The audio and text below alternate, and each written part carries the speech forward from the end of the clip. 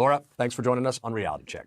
Describe some of the intimidation tactics that are used by these overseas police officers. There's basically three types of operations to persuade a person to return. So the first one is going after family members back home. So either take away their benefits, visit them regularly, visits by the local police to kind of persuade them, to persuade their relatives abroad that it's in their interest to return home, detain them, arrest them, even disappear or prosecute them in the stead of the person that they're after and who's overseas.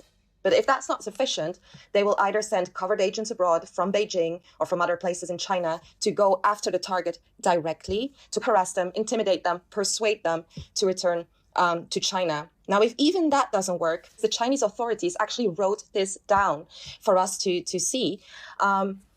They may use luring or entrapment of individuals. So they might try to get a person to a country from where it's easier to kind of retrieve that person, bring them back to China because, the judicial safeguards are less in that particular place. But they may even use kidnapping. And so the Chinese authorities expressly state that kidnapping is a legitimate means to retrieve a person. For example, we have Swedish citizen Gui Minhai, who was kidnapped in 2016 in Thailand, who's still in China. Laura, this is just such a brazen, Big Brother-esque attempt to overturn the rule of law inside democracies.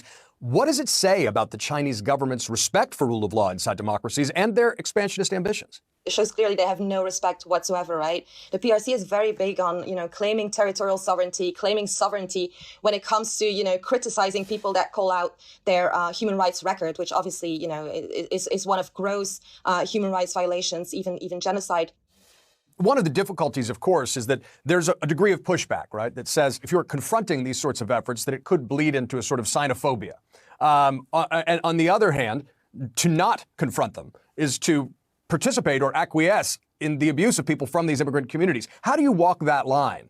Well, the media attention has been amazing on these reports. It's obviously put the issue on the map, but there's always that kind of, as you say, balance that needs to be sought. But we do think it's important to highlight these issues and not fall into the trap that the Chinese Communist Party kind of wants us to get into, and that is to remain silent. So I think it's our duty to speak up on both, sides of the equation.